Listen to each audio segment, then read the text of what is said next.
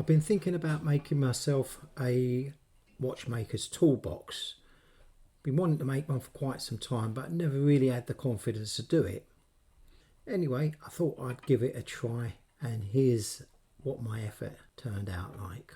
I'm here in my little lean-to where I keep all my little junky bits of wood. I've got a really good collection of oak flooring, some of it which I lifted up from my house when I had an extension built and kept it. I made a few little projects with that. So as you can see, it's tongue and groove flooring. So my first job will be to cut off the grooves, cut off the tongue and square off the ends and get the wood into a usable form. Once all the sides were cleaned up, the next job was to get it nice and smooth on the top and the bottom. So I've run it through this thicknesser. I've had to run it a few times through that to get it to look pretty decent. Some of the bits were warped as well.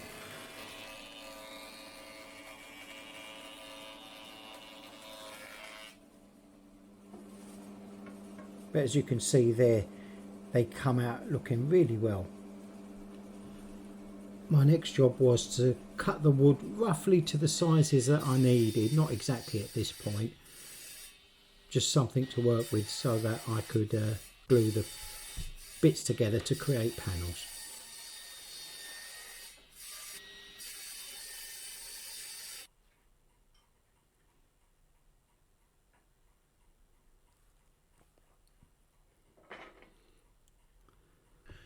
Once I decided that I was happy with the layout of the wood grain, the next job was to start gluing it. And gluing my finger as well. Why wouldn't you?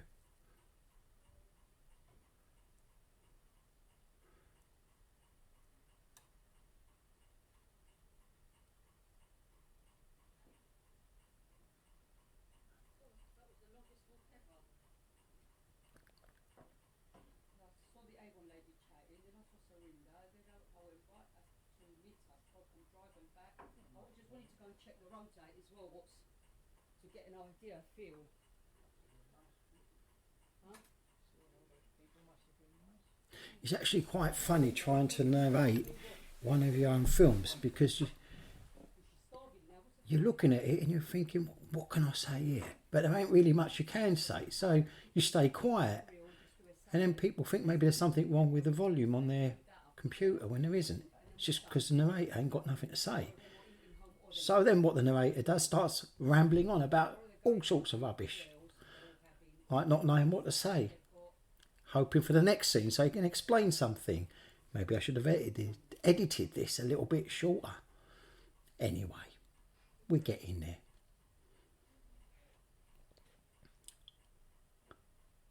Probably put a bit too much glue on that. But it's strong anyway. There you go. So once it was all dried up, this is probably the day later now, I just sanded it all down to get it all as flat as possible. Some bits are a little bit deeper than others. You can't stick in one area too long, otherwise you get like divots and things like that. So I try to be a bit careful with it.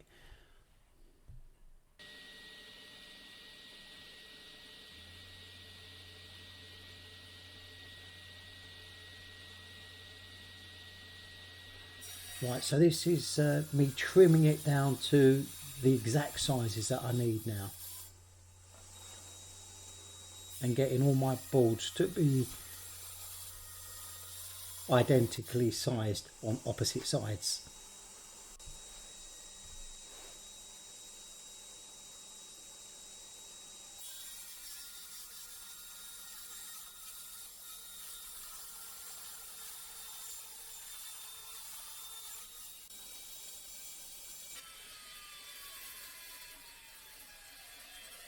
There you go. And the next thing coming up. Oh, this is just to show you like how nicely I cut them. They're all nice and square and a little bit curved there, but it's not a problem.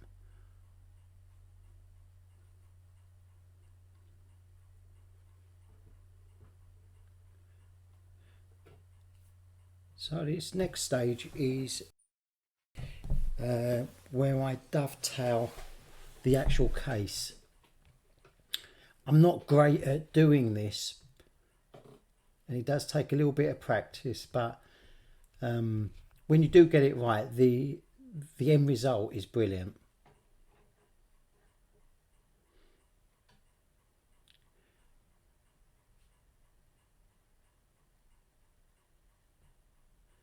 As I say, I had to practice with this a few times, and I'm still not exactly happy with my results. I feel like I could have done a bit better, but as with anything like narrating YouTube videos, I suppose the more you do it, the better you get at it.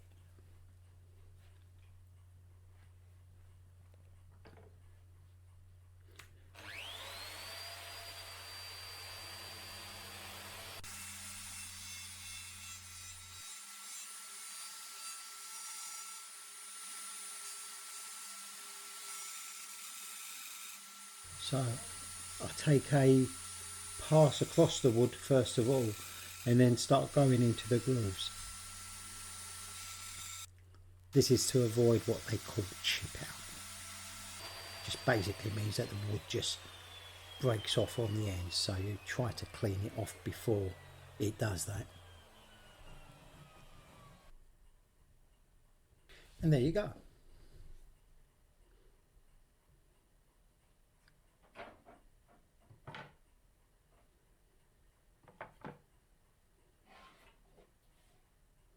So they're all my bits of wood now, ready to be glued together. Of course, you've got to do your dry fit first to make sure it all does fit together properly, in which this case it does. So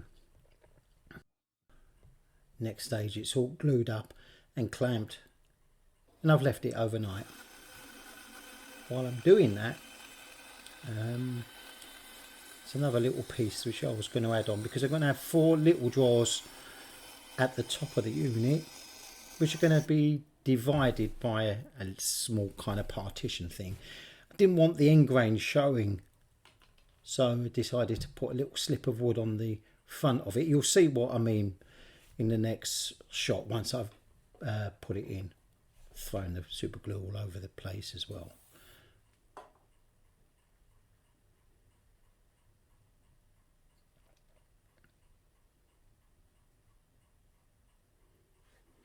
I've only just bought this bandsaw. It came this week.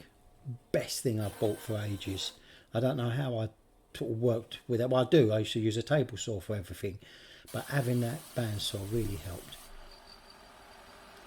Smoothing this thing out, getting it as smooth, well, flat as possible. Little trick or little tip. People put salt on top of the glue, and so when you clamp it, it doesn't slip out of place. Either that or they're lying to me and making me look like an idiot because I'm doing it, but anyway, I've done it. So that's the divider between the top 4 drawers, and it's nice and square.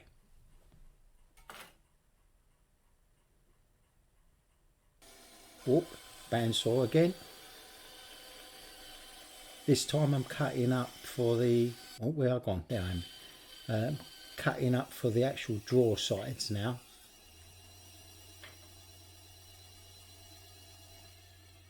And there was quite a lot of those to cut.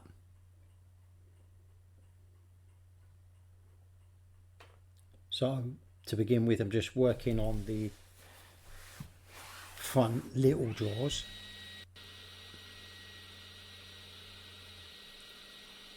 So for each drawer I've got to cut front and back equal size, and then the 2 sides equal size, and the front and back and the sides are obviously different sizes because the depth of the drawer is deeper than it is across. And this was just to show off the fact that I got a really good fit on that. Oh, and there they all are.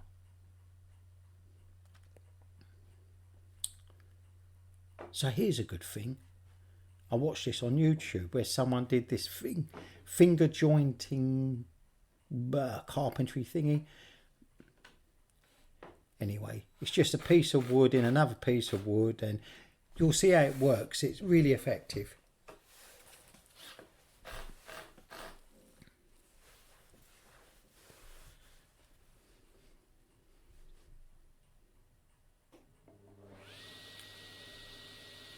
So what I do is run my saw down, pressing my piece of wood up against that little stick, and then pop my piece of wood over the stick each time, and you'll see it in the next shot.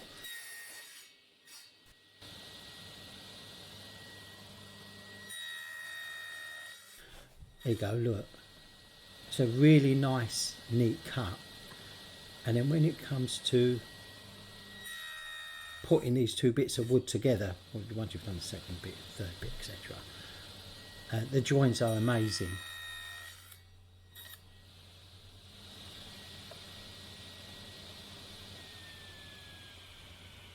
Yeah.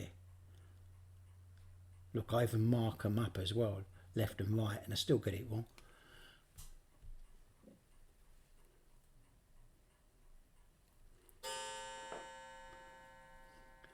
Nice to know my clocks work.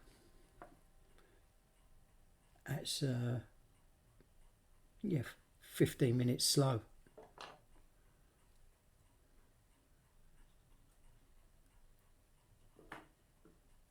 You see how nice and tightly those finger joints work. And eventually I'll glue all that in anyway.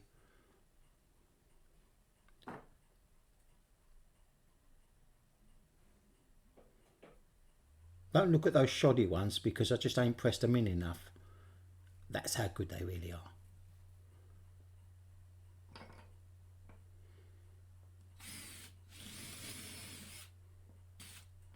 Right, so for the next job, I wanted to put a bit of plywood and slip it into the drawer, as opposed to just nailing a bit of plywood underneath it.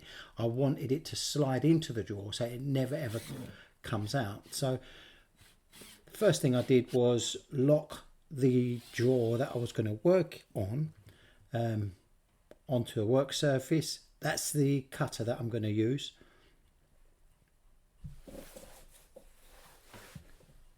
And just some extra bits of wood to support the router.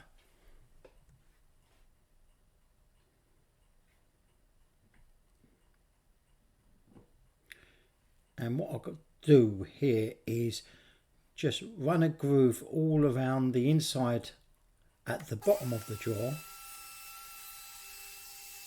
which will accommodate the plywood.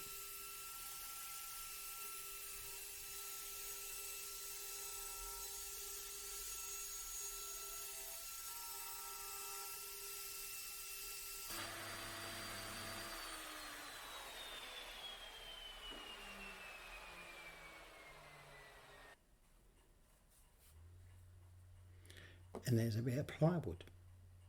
So in this case it's wide enough, just needs a little bit of a cut.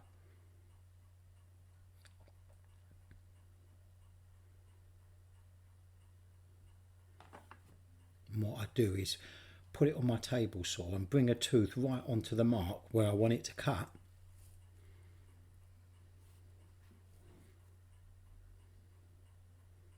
And then cut. You can see I cut my finger once, and you can see why I could probably cut more fingers.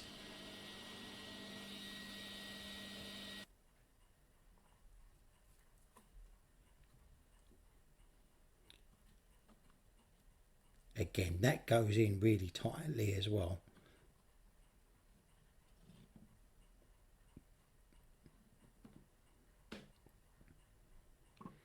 I wanted to build this box in sort of traditional methods, but with modern machinery, if you like. None of this sort of hand cutting dovetails and box joints and things like that using machinery, but the uh, the actual finish is a sort of traditional finish. I've glued everything in place on this as well. I want it to last like a million years. I was going to say a billion, but that'd be ridiculous, wouldn't it? As if anything could last a billion years.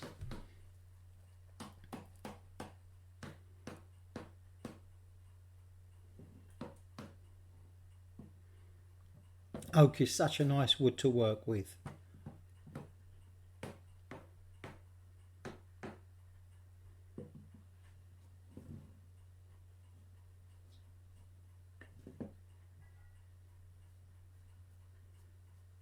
I clean up most of the glue, but I do rub it all down afterwards anyway.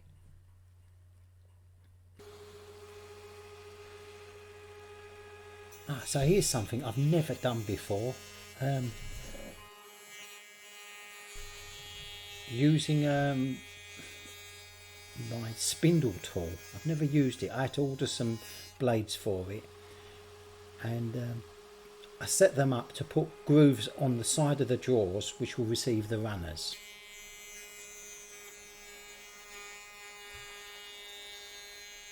My table saw is it's a Kitty 2000, some French make, and finding information on this is near enough impossible. Look, there you go. Where I cut off the tongue and grooves, some of this wood came in handy because it fitted perfectly in the groove that I wanted to.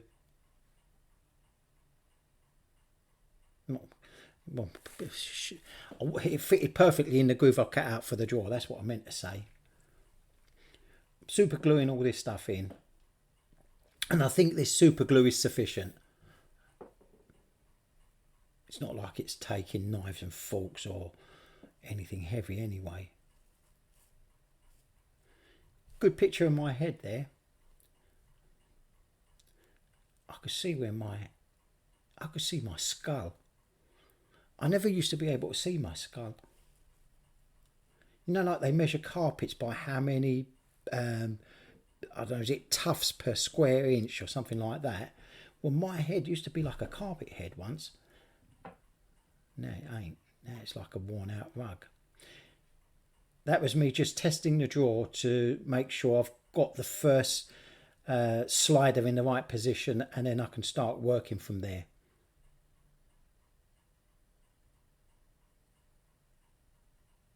So of course I used the super glue with the spray activator as well, which speeds everything up and does make it super strong.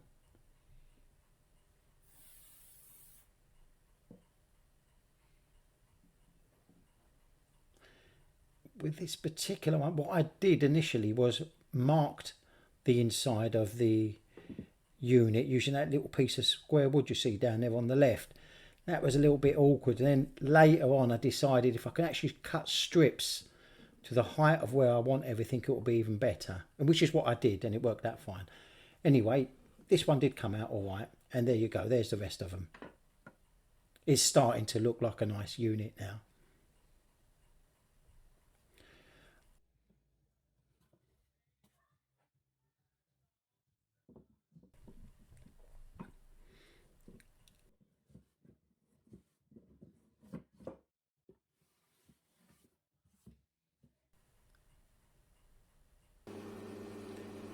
Right, so I had an idea, and this was just like kind of an afterthought. I wanted to add a little bit of shape onto the front of the drawers, just a slight bevel. I was taking a risk because I didn't know what it was going to look like, but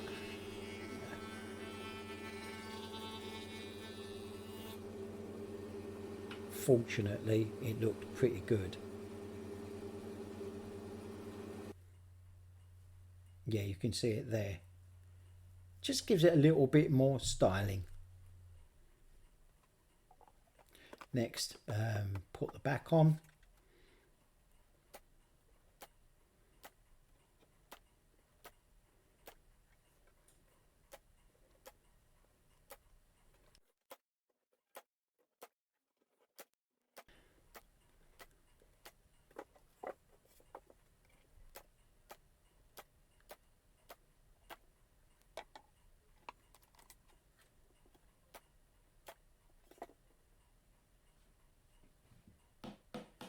just finally knock in any of the protruding little pins.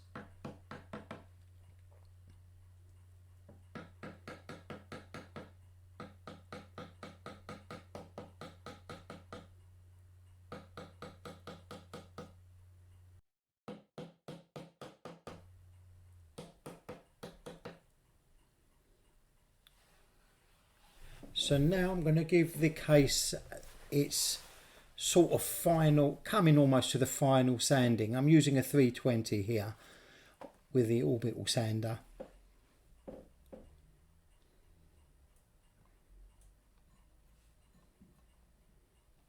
Because I think initially it was sanded down with about an 80 grit or something like that.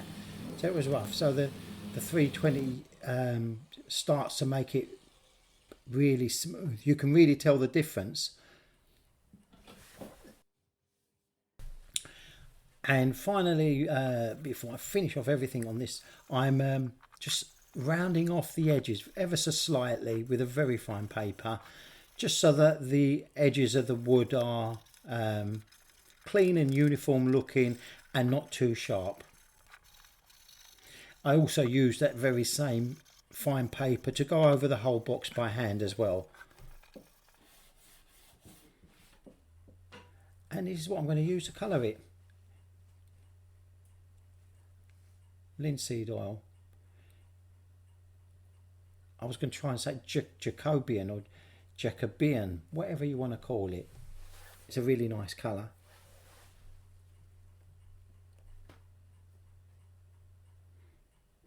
I just apply it with a piece of cloth.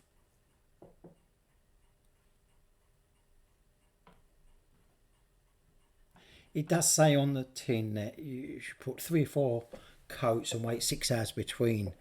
Yeah, I weren't having none of that. I just coated it one after the other, all in one go, till I got it to where I wanted it to be. I was happy with that.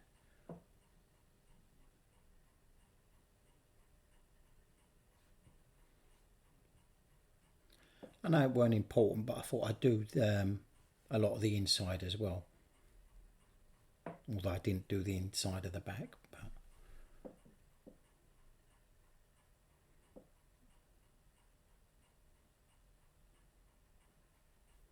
you can see those box joints looking really beautiful now.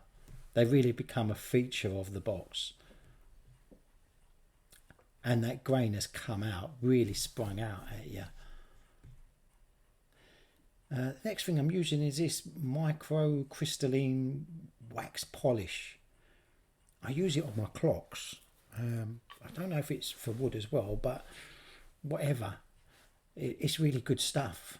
It smells a bit like paraffin.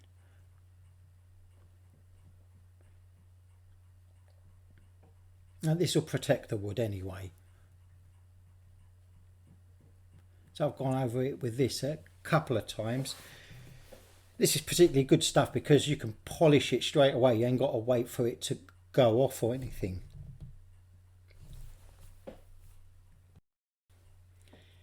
And I'm using a bit of tissue just to buff it up.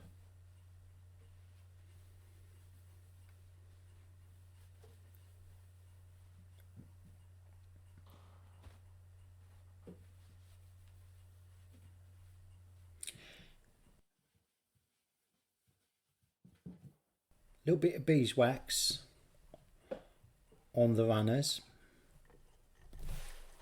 and at the same time I'll put that on the inside of the drawers as well, and this will help them slide and sort of not drag at all.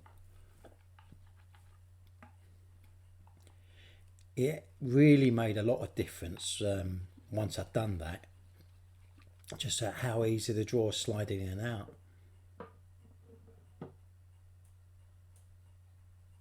Magic editing.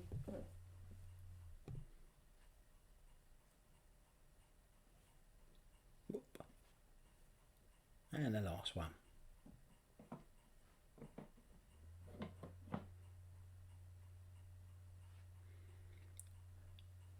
So for the inside of the drawers, I'm using what they use on car sound systems, you know, when they have these speaker boxes in the back of people's cars.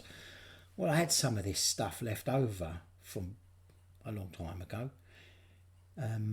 Anyway, it's really nice fabric, very spongy and very black. So I thought I'd just use that in there. Of course, the traditional thing is to put the green velvet, but you know what? I didn't have no green velvet, so I probably would have used it if I had it. And I'm sticking it down as well. I don't like loose things. I've seen that with that green velvet in there, in other little drawers, and it's sort of gone flappy and got caught up in corners. And I'd rather have this glued in. And depending on what anyone decides to store in these things, you can always use a little sponge to clean it or just hoover it every so often. The excess glue, oh hang on, I forgot about him. This is my apprentice.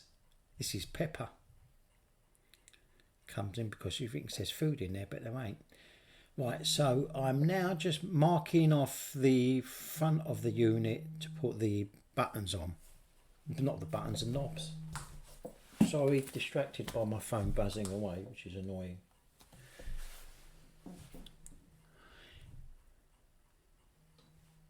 Right, and the only way I could do it so that I could know it, that each button is exactly above the button below, keep calling them buttons, the knobs, was for me to mark it while it was on the cabinet.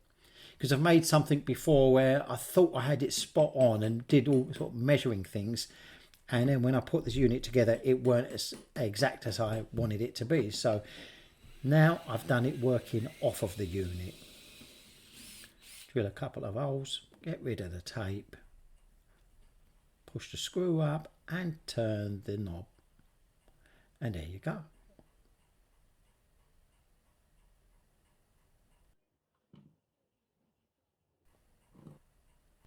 And there's the finished watchmaker's cabinet on display in my garden.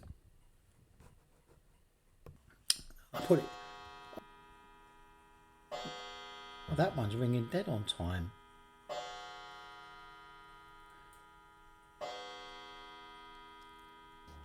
And there's my apprentice again. She couldn't eat it. For those of you who made it this far, thanks for watching, and look out for my next video, whatever that might be.